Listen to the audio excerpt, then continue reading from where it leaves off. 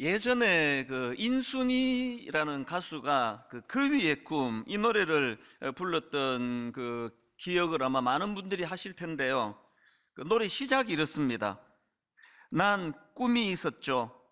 버려지고 찢겨 남루하여도 내 가슴 깊숙이 보물과 같이 간직했던 꿈. 혹 때론 누군가가 뜬모를 비웃음 내 등 뒤에 흘릴 때도 난 참아야 했죠. 참을 수 있었죠. 그날을 위해. 늘 걱정하듯 말하죠. 헛된 꿈은 독이라고. 세상은 끝이 정해진 책처럼 이미 돌이킬 수 없는 현실이라고. 그래요. 난 꿈이 있어요. 그 꿈을 믿어요. 저 차갑게 서 있는 운명이란 벽 앞에 당당히 마주칠 수 있어요. 언젠가 나 그 벽을 넘고서 저 하늘을 높이 날 수 있어요. 이 노래가 많은 사람들에게 공감을 불러일으킨 것은 이 노래를 부른 이 인순이 씨의 상황이 그 노랫말하고 너무 흡사한 겁니다. 뭐 다 아시겠지만 인순이 씨는 한국인 어머니와 흑인 아버지 사이에서 태어난 혼혈 한국인 아닙니까? 뭐 지금은 많이 좋아졌지만 그 당시로는 이 혼혈인에 대한 사회적인 편견이 뭐 얼마나 심했습니까? 그러니까 그 어린 시절에 뭐 자라는 과정 자체가 그 상처 뭐 그 덩어리일 거라고 생각합니다. 게다가 홀어머니와 둘이서 살아가다가 보니까 경제적으로는 학교를 다닐 수 없을 만큼 그렇게 어려운 살림살이였다, 이렇게 알려져 있는 분인데요. 이 인순이 씨가 귀한 것이 이런 여러 가지 역경 속에서도 이 멋진 가수를 향한 꿈, 이 꿈 하나 때문에 그 모든 역경을 다 이겨내고 결국은 뭐 아주 실력 있는 가수로 그렇게 자리매김할 수 있었던 거, 이게 참 너무 귀한 모습 아니겠습니까? 그래서 이 그 위의 꿈, 이 노래는 뭐 그야말로 인순이의 꿈, 이렇게 제목을 바꾸어도 하나도 이상하지 않습니다. 제가 오늘 본문 말씀을 묵상하다가 이 노랫말이 생각난 이유가 있는데요. 오늘 우리가 다루게 될 이 겨자씨 비유가 바로 하나님께서 우리에게 주신, 이 땅을 살아가는 우리 모두에게 주신 하나님의 꿈이라는 사실입니다. 자, 본문 마가복음 4장 30절부터 보십시오. 또 이르시되 우리가 하나님의 나라를 어떻게 비교하며 또 무슨 비유로 나타낼까? 겨자씨 한 알과 같으니 땅에 심길 때에는 땅 위의 모든 씨보다 작은 것이로되 심긴 후에는 자라서 모든 풀보다 커지며 큰 가지를 내나니 공중의 새들이 그 그늘에 깃들일 만큼 되느니라. 뭐 비유의 말씀이라는 게 여러 각도로 조명이 되고 해석이 되고 또 은혜를 받을 수 있는 건데요. 지난주 어느 새벽에 제가 이 말씀을 묵상하다가 이 울컥하면서 마음에 뜨거움이 밀려났던 어떤 지점이 있었는데, 이게 보니까 이 겨자씨 비유가 딱 이게 예수님 당신을 두고 하는 얘기 같은 겁니다. 뭐 지금이야 예수님의 존재 자체가 뭐 믿는 사람이든 안 믿는 사람이든 뭐 세계 4대 성인 이렇게 그 인정할 정도로 뭐 너무나 그 존재가 큰 그 거목이 되셨지만, 이 말씀이 선포되던 그 당시에 예수님은 뭐 글자 그대로 겨자씨예요, 겨자씨. 거대했던 로마 제국 입장에서 보면은 이 이스라엘이라는 나라 자체가 그 변방의 조그만한 그 속국 아닙니까? 그 조그만한 속국 중에서도 중심을 이루던 예루살렘이 아니라 또 변방에 있던 갈릴리라고 하는 보잘것없는 지역에서 활동하던 어느 청년, 어느 젊은이. 그래서 예수님께서 뭐 그 당시에 무슨 겨자씨처럼 작은 존재로 치부하던 그런 시대에 뭐 땅 끝까지 뭐 복음을 전해라, 세계를 향해 나아가라, 이런 것들이 전부 그 비웃음거리였던 것 같아요. 전부 과대망상증 환장가 지금. 그 이런 맥락으로 제가 이 겨자씨 비유를 묵상을 하니까 이게 우리 주님의 꿈이셨구나, 그리고 그 제자들을 향한 주님의 꿈을 전해주시는 거였구나. 그러니까 제 마음이 너무 벅차오르는 겁니다. 이런 맥락에서 보면은 이사야 60장 22절, 그 작은 자가 천을 이루겠고 그 약한 자가 강국을 이룰 것이라. 그 작은 자가 천을 이루겠고 그 약한 자가 강국을 이룰 것이라. 때가 되면 나 여호와가 속히 이루리라. 여러분, 이 말씀의 배경 아십니까? 지금 이 말씀이 나오던 그 시대적인 배경은요, 이제 겨우 비참한 포로 생활을 끝내고 그리고 고국으로 돌아와 보니까 성전은 무너져 자취를 감춰버린 상태고요, 온 사방이 다 폐허예요. 폐허. 비참하기 짝이 없는 그런 절망적인 상황임에도 불구하고 하나님께서는 뭐라고 말씀하십니까? 그 작은 자가 천을 이루겠고 그 약한 자가 강국을 이룰 것이라. 이게 하나님 나라의 원리라는 겁니다. 저는 뭐 소수에 불과하겠지만 어떤 그 후배 목사님을 보면 내 속이 터져요. 뭘 이루었다고 교만하냐고. 뭘 이루었다고. 아니, 하나님의 꿈은 저 멀리 계신데 그까짓 뭘 했다고 그 교만해가지고 주저앉아 곁눈질하고 있느냐는 겁니다. 하나님 나라의 원리는 겨자씨로 시작하는 거예요. 그리고 그 어떤 풀보다, 그 어떤 나무보다도 풍성한 가지를 이루는 그 꿈을 향해 나아가는 곳, 이 하나님 나라라는 겁니다. 이런 맥락에서 보면은 히브리서 11장 1절 세 번역입니다. 믿음은 바라는 것들의 확신이요, 믿음은 바라는 것들의 확신이요, 이루어진 거 아닙니다. 보이지 않는 것들의 증거입니다. 너무너무 내 마음이 벅찼던 것은 20대 초반에 여러 번 말씀드렸잖아요. 겨자씨만도 못한 존재였습니다. 영어를 잘할 줄을 압니까? 저를 그냥 후원해주는 든든한 아버지가 계시기를 했습니까? 그저 하는 일이라고는 랭귀지 스쿨 다니고 유태인 밑에서 변기 청소하고 눈 치우고 최저임금 받으면서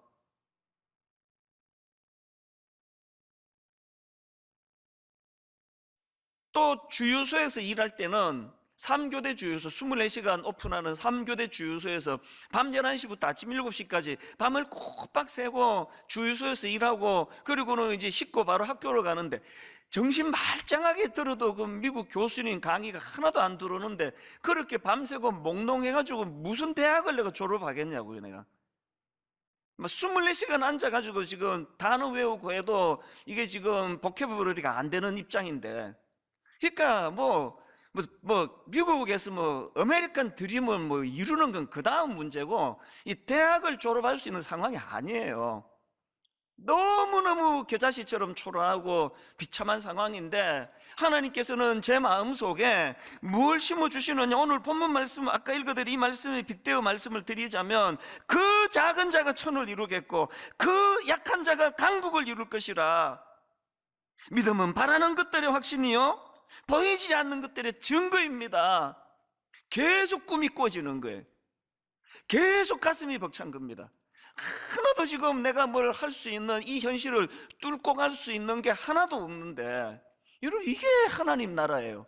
이게 믿음의 세계예요. 오늘 본문에 나오는 이 겨자씨 비유도 이런 맥락으로 읽어야 하는데요, 오늘 우리가 본문으로 삼은 이 본문 말씀은 크게 세 단락으로 나누어져 있습니다. 첫 번째 단락은 21절부터 25절까지 말씀인데요, 이 첫 번째 단락의 핵심을 한마디로 정리하면 이렇습니다. 하나님의 말씀을 좀 주의 깊게 들으라. 이 첫 번째 단락의 강조점입니다. 자, 21절 22절, 또 그들에게 이르시되 사람이 등불을 가져오는 것은 말 아래에나 평상 아래에 두려함이냐 등경 위에 두려함이 아니냐.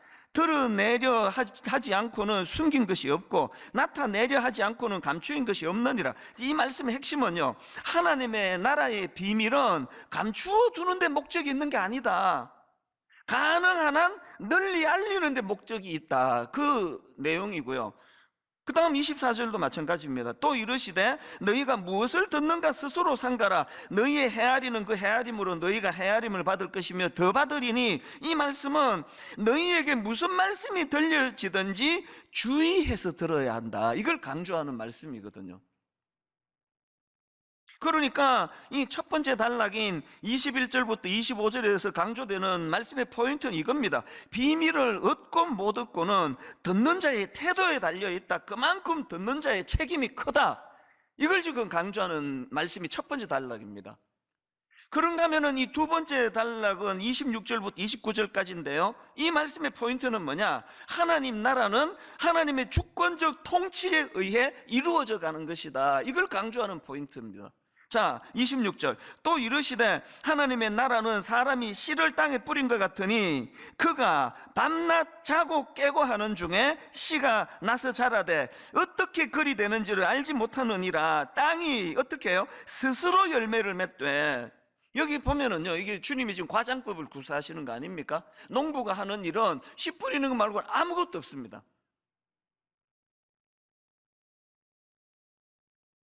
농부는 그냥 씨만 뿌리는 것뿐이고, 씨가 자라는 과정에서는 농부의 상관과 아무 연관없이, 열심과 상관없이 그렇게 스스로 자란다. 그래서 이제 여기서 강조되는 게 뭐냐? 하나님의 나라는 인간의 노력과 수고에 의해서 인위적으로 만들어지는 것이 아니라 오직 하나님의 주권과 통치와 다스리심에 의해서 이루어져 가는 것이다. 이걸 지금 강조하는 것이거든요.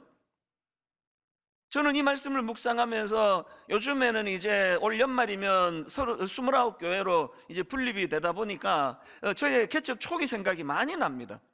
제가 이 말씀을 묵상을 하는데, 여러분 분당 우리교회 개척 이후로 지난 19년의 세월 동안 이 말씀을 누가 부인하겠느냐고요. 인간이 했습니까?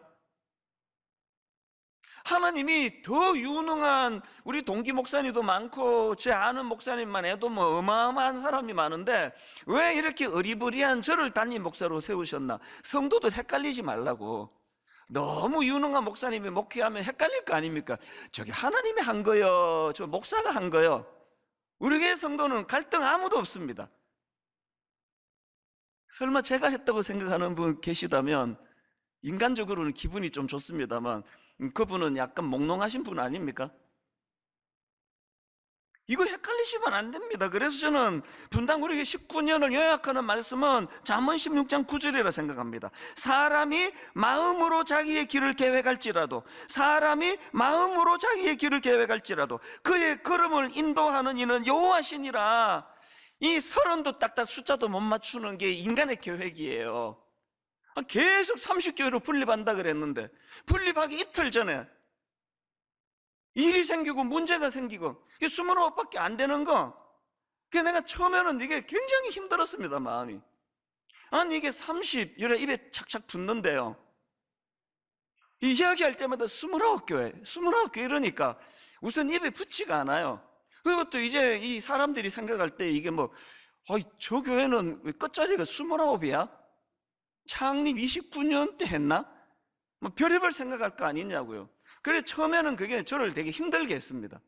아니 왜 이틀 전에 이 29개로 이렇게 그냥 30이 이게 끝자리가 완전 수인데. 그러나 여러분 인생은 해석이에요. 제가 이걸 어떻게 지금 은혜롭게 봤는지 아십니까? 30은요 인간이 생각한 인간의 숫자예요.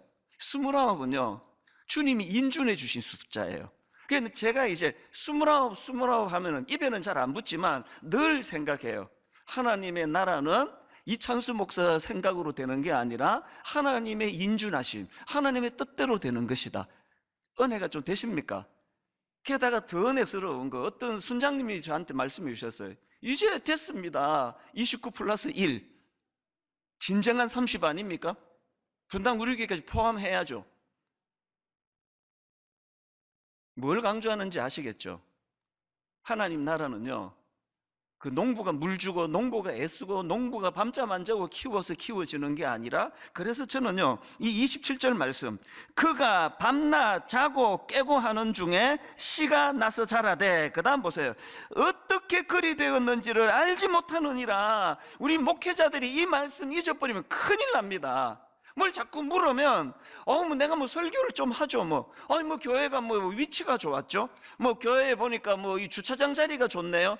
그거 다 그게 그 망할 소리예요. 그 무슨 하나님 나라를 그런 분석이 나오는 겁니까? 하나님 나라는요 어떻게 그리 되는지를 알지 못하느니라. 이 답이에요. 목사가 똑똑한 순서대로, 목사가 고학력의 순서대로 그렇게 교회가 성장할 것 같으면은 그게 무슨 교회입니까? 그게 회사고 뭐. 그 스티브 잡스가 목회를 해야죠, 그러면.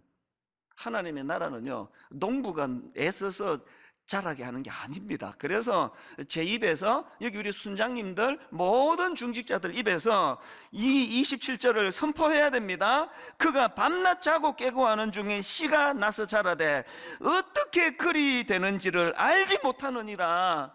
여러분의 가정이, 분당 우리 교회가, 이 땅의 수많은 교회가 하나님의 은혜 아래 이렇게 겸손하게 고백하게 되기를 원합니다. 그런가 하면 또 하나, 28절을 보십시오.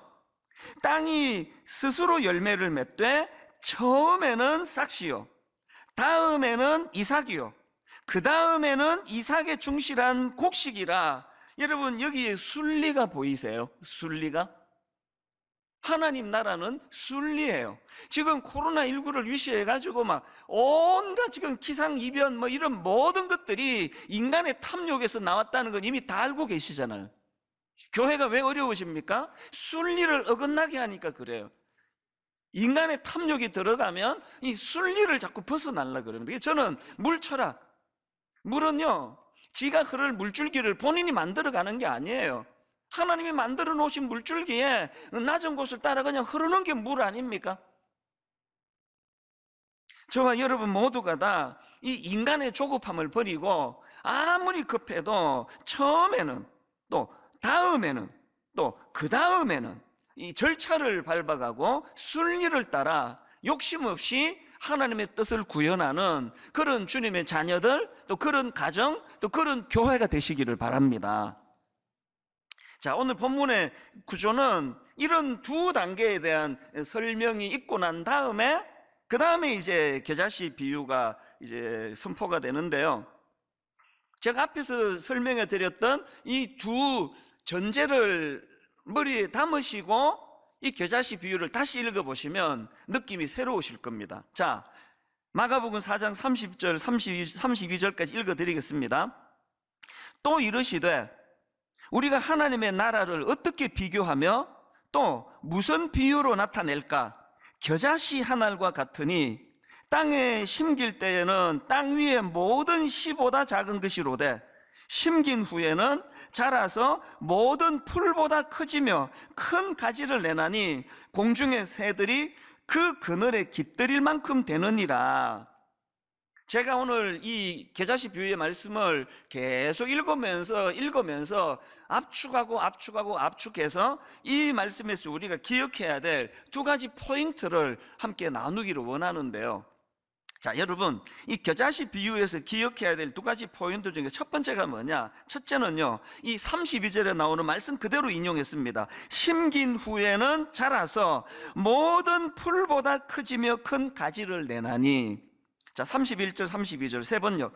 겨자씨와 같으니 그것은 땅에 심을 때에는 세상에 있는 어떤 씨보다도 더 작다. 그러나 심고 나면 자라서 어떤 풀보다 더 큰 가지들을 뻗어. 여기서 강조가 지금 뭐가 확 느껴지십니까? 지금 시작과 결과의 대조가 강조가 되어 있지 않습니까? 그래서 주님이 가장 작은 출발을 강조하기 위하여 겨자씨를 지금 설명하는 거 아닙니까? 시작과 결과의 대조, 이게 지금 강조점이라고 한다면 겨자씨와 같은 초라하게 짝이 없는 작은 시작과 그 어떤 나무보다도 더 큰 가지를 뻗는 풍성한 결과, 이 시작과 결과가 강조가 되고 이것을 이루시는 분이 하나님이시라는 것이 강조되는 거거든요. 앞에서도 말씀드렸듯이 지금 이 말씀이 선포되던 그 당시에 예수님과 그 제자들은 겨자씨만도 못한 존재로 그렇게 사람들에게 인정받지 못하던 그 상황 아닙니까? 그랬던 주님과 주님이 선포하셨던 그 하나님 나라가 2000년이 지난 지금 그 당시로는 상상을 할 수 없는 어마어마한 큰 나무가 되고 가지가 되고 그늘이 되어 쉼을 누리게 해주는 결과를 가져온 거 아닙니까? 사실 주님이 주시는 이 꿈은요, 이 신구약 전체를 어우러는 위대한 하나님의 꿈인데요, 이런 맥락에서 본다면 이 꿈은 구약에 나오는 믿음의 조상 아브라함부터 시작이 된 거 아니겠습니까? 여러분, 아브라함이 받은 약속의 말씀 아시죠? 창세기 22장 17, 18절. 내가 너에게 큰 복을 주고 너의 씨가 크게 번성하여 하늘의 별과 같고 바닷가의 모래와 같게 하리니 내 씨가 그 대적의 성문을 차지하리라. 또 내 씨로 말미암아 천하 만민이 복을 받으리니 이는 내가 나의 말을 준행하였음이니라 하셨다 하니라. 지금 아브라함이 이 약속의 말씀을 받을 때는요, 무슨 바닷가의 모래는 고사하고 뭐 하늘의 별은 고사하고 자식이 한 명도 없을 때예요. 불가능하다는 상황입니다. 그래서 그 부부가 웃고 넘긴 거 아닙니까? 사례도 웃고 아브라함도 웃고 하나님의 유머가 전 놀라우시다 그렇게 넘긴 거 아닙니까? 그랬는데 여러분, 결국은 창세기 21장 5절을 보십시오. 아브라함이 그의 아들 이삭이 그에게 태어날 때에 백세라. 사라가 이르되, 그 다음 보세요. 하나님이 나를 웃게 하시니 듣는 자가 다 나와 함께 웃으리로다. 맨 처음에 사라의 몸에서 아들이 태어나리라 했을 때 웃고 넘겼던 그 웃음은 비웃음이에요. 그 비웃음이 너무나 기쁘고 감사한 감격의 웃음으로 바뀌어지는 거, 겨자씨 비유 아닙니까? 제가 아까 20대 때 이야기 해드렸잖아요. 그 뭐 쓰레기 치우고 변기 청소하고 눈 오면은 눈 치우고 3불 35전 그 당시 최저임금 받아가지고 생계도 안 되는데, 제가 그때 내 친구들 만날 때마다 나는 이제 30년 뒤에 한국에서 분당 우리 교회를 개척하고 막 어마어마한 사람들이 모여들고 이제 1만 소도 파서 운다는 꿈을 꾸고, 이 꿈을 가지고 가평 우리 마을을 사회에 환원하고 이러면요, 저 병원에 입원해야 돼요. 과대 망상증이라고. 그래서 그런 말 일절 안 했습니다. 그러나 어떡합니까? 꿈이 꾸어지는 걸, 가슴이 터질 것 같은 걸, 마음이 너무너무 뜨거운 걸, 끊임없이 내 마음에서 이찬수, 너 여기서 무너지는 거 아니지? 네 인생이 이렇게 끝나는 거 아닌 거 알지? 네 아버지가 금식기도 하다가 돌아가셨는데 네가 이렇게 끝내겠냐고.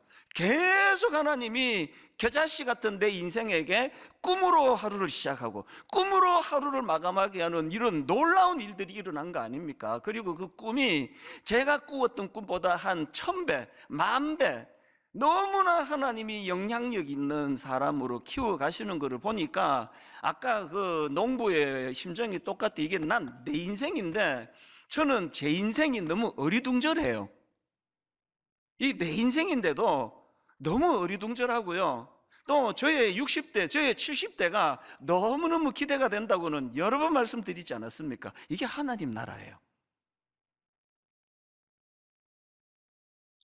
이게 본문에서 기억해야 될 첫 번째 교훈이고요. 그런가 하면은 두 번째 교훈이 뭐냐? 32절 뒤에 있는 걸 그대로 인용했습니다. 그 그늘에 깃들일 만큼 되느니라. 그 그늘에 깃들일 만큼 되느니라. 32절.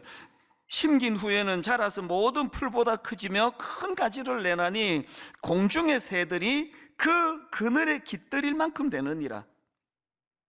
작년 이맘때 제가 마태복음 13장을 본문으로 겨자씨 비유를 한번 설교를 했던 기억이 있는데요, 그때는 마태복음 13장 32절입니다. 이는 모든 씨보다 작은 것이로되 자란 후에는 풀보다 커서 나무가 되매 공중의 새들이 와서 그 가지에 깃들이느니라. 마태복음에서는요, 공중의 새들이 가지에 깃들인다고만 되어 있는데, 오늘 본문 마가복음에서는 한 걸음 더 나아가 새들이 왜 깃드는지 이유를 설명하고 있습니다. 본문 32절.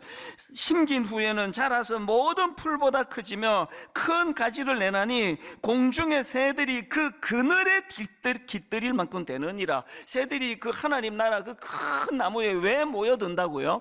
그늘이 있기 때문에. 그늘. 그래서 제가 작년에 마태복음을 묵상하면서 받았던 은혜가 떠오르면서 이 그늘을 생각하는데 마음이 너무 뜨거워지는, 이 찬양이 저를 막 눈물을 흘리게 만들었습니다. 십자가 그늘 아래 나 쉬기 원하네. 저 햇볕이 뜨겁고 또 짐이 무거워 이 광야 같은 세상에 늘 방황할 때에 주 십자가의 그늘에 내 쉴 곳 찾았네. 이 찬양이 왜 제 눈물인지 아세요? 20대 초반의 주중에는 삶 자체가 절망이에요. 영어를 할 줄을 압니까? 대학을 졸업할 희망이 보입니까? 비빌 데가 한 군데 있습니까? 유태인 가게에서 일할 때는 전부 다 유태인들이에요. 유태계 미국 사람들. 허드렛일 시키려고, 눈 치우고 이런 일 시키려고 저 하나를 딱 써가지고 영어 못하니까 자동으로 왕따예요. 하루 8시간이 시간이 얼마나 긴지 아십니까? 저를 살려준 게 주일날이고요, 저를 살려준 게 교회입니다. 눈 빠지게 기다리는 게 주일날. 교회가 왜 살아야 되는지 아십니까? 젊은이들의 그늘을 만들어줘야 되기 때문이에요. 엿새 동안에 사람 취급도 못 받고 그렇게 살아가다가 교회만 가면은 내가 주인공이. 성도님들 등 두드려 주시고, 어떤 분은 막 집에서 그냥 먹을 거 한국 음식 싸가지고 이거 갖고 가서 먹으라고 전해주시고, 그 갖고 가서 먹으라는 그거가 귀해서가 아니라 그 마음이, 주님의 마음이 느껴지니까 눈물이 나는 거 아닙니까?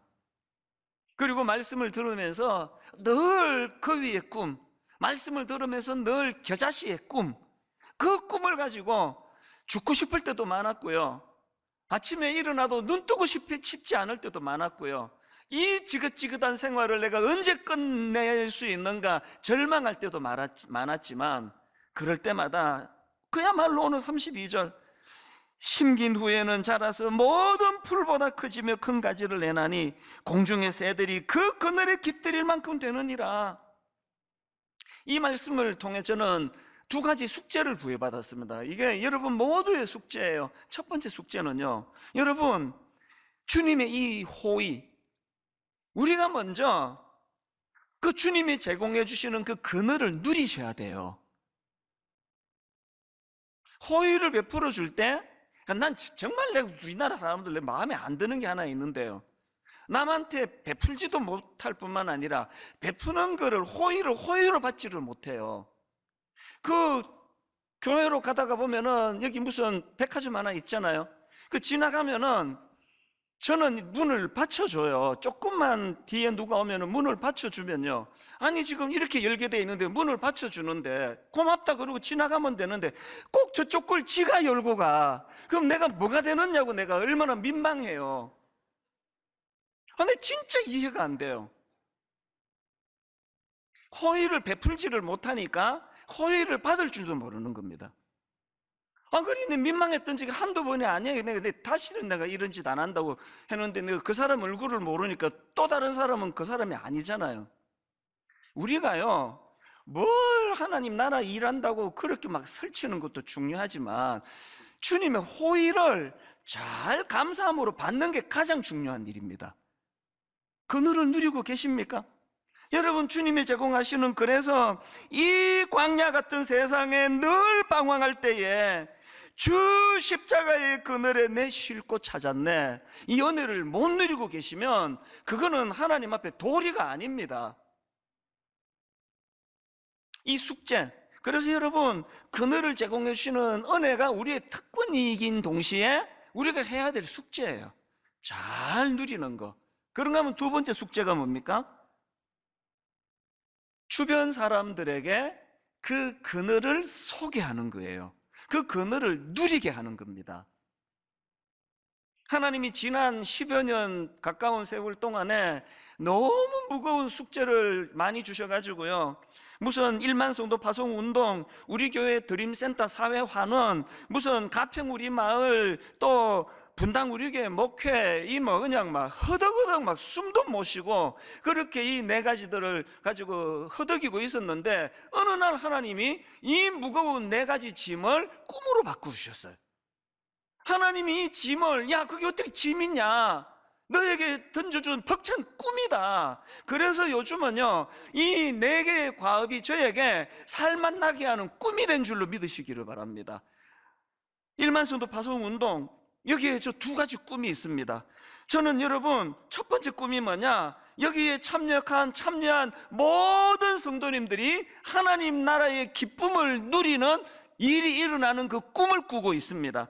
지금은 안 이루어진 일이라서 불안하고 두렵고, 아니 내가 분당 우리 교회를 또 떠나야 돼? 이제 내가 겨우 자리 잡았는데 왜 내가 떠나야 돼? 이렇게 불안하게 시작했지만, 계자씨처럼 불안하게 시작했지만 5년이 지나고 10년이 지나고 거기에 동참한 모든 우리 성도님들이 하나님 나라의 기쁨을 정말 이렇게 해주신 하나님 은혜라고 말할 수 있는 그날을 꿈꾸는 겁니다. 그래서 29 목사님들을 내가 신뢰에 가깝도록 무섭게 밀어붙이는 겁니다. 성도 많이 모이는 게 우리의 꿈이 될 수 있느냐고. 이렇게 모여든 성도님들이 주님 안에 그늘을 제공할 수 있도록, 행복을 느낄 수 있도록 우리 한번 제대로 죽어보자. 모든 걸 다 한번 던져보자.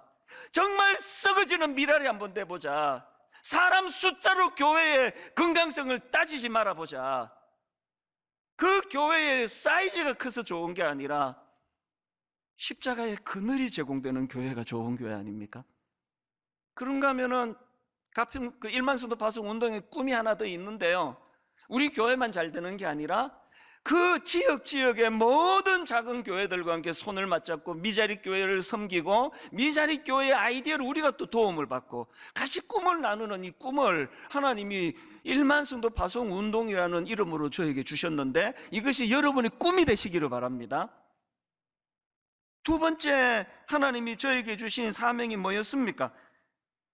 분당 우리 교회 드림센터 사회화는 이거 놓고도 10년을 고민을 했습니다. 큰 숙제가 이게 잘 환원이 되도록 하는 건데요, 저는 지금도 꿈을 꿉니다. 장차 분당 우리 드림센터 지하 5층 지상 11층 이 모든 층들이 다 우리 젊은이들의 꿈꾸는 그늘이 되기를 바랍니다. 네 종류의 청년 기도하고 있습니까? 목회자 청년, 크리스찬 청년, 난크리스찬 청년, 장애인 청년. 그래서 저는 지금도 꿈을 꿔요. 저 드림센터가 교통의 요지 아닙니까? 버스 타고 지하철 타고 막 1층, 2층이 저 혼자 꾸는 꿈이에요. 뭐 그렇게 될지 안 될지는 전문가들이 만들겠지만 저는 그렇게 꿈을 꾸면 가슴이 벅차요. 저 드림센터 1층에 이게 뭐 크리스찬이든 난크리스찬이든 따지지 않고 취업이 안 돼 절망하는 청년들이 떠올리는 쉼터, 거기 가서 숨 좀 돌리고 와야 되겠다. 창업을 꿈꾸는데, 사회적 기업을 꿈꾸는데 어떻게 해야 될지 모르는 사람들에게, 청년들에게 정보를 제공해 주는 장소. 죽을 것 같이 힘들 때 죽기 전에 한번 들러보자. 난 가평 우리 교회 드림센터가 그렇게 쓰이기를 바랍니다.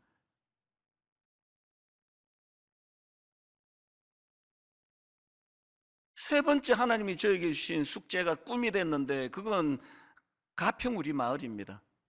할머니 권사님의 상상을 초월하는 그 큰 금액으로, 또 그 소리를 듣고 가평에 2만 평의 땅을 허락해 주신 그 성도님의 헌신으로 시작이 돼서 제가 가위를 누를 것처럼 괴로웠던 게, 이게 이분들에게 기쁨이 돼야 될 텐데, 아니 뭐 교회 수양관 만들려고 내가 땅 줬습니까? 이렇게 될까 봐.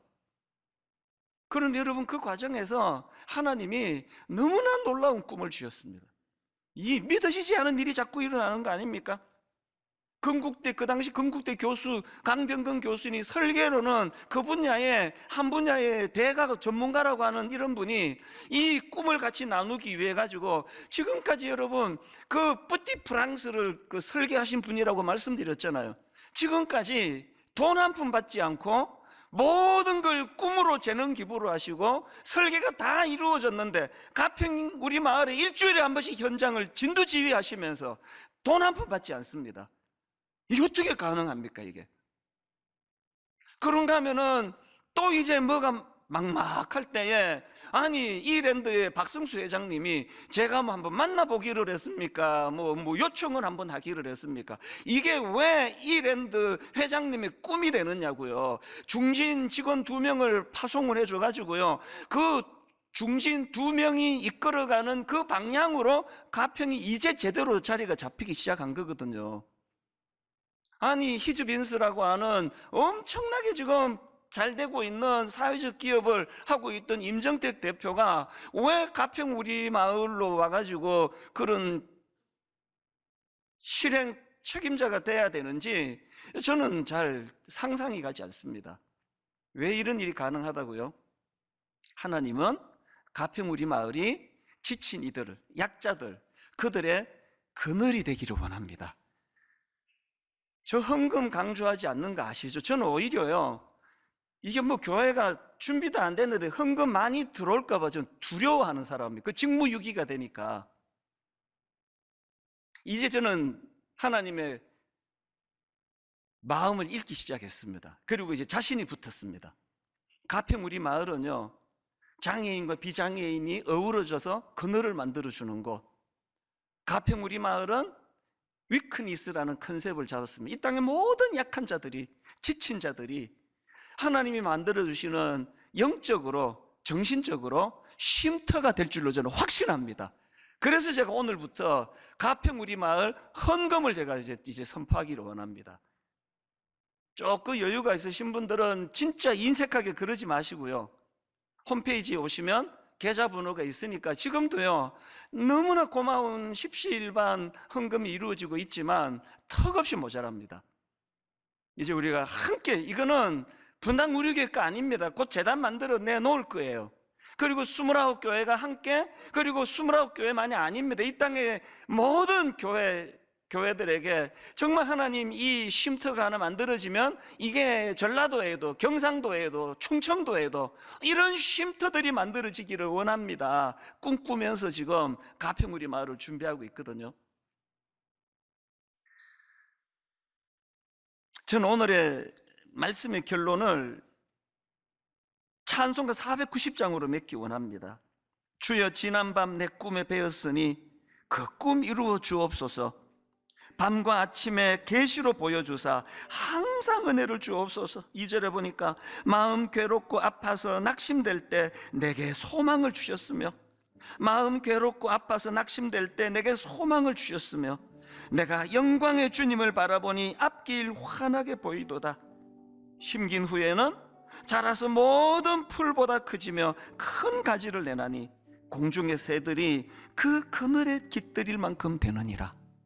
우리 모두가 다 그 복음의 그늘, 하나님 나라의 그늘을 먼저 누리시고 그 그늘을 이웃에게 소개하고 그들도 그 그늘을 누리게 하는 하나님의 사명을 가진 자녀가 되시기를 주님 이름으로 축원합니다.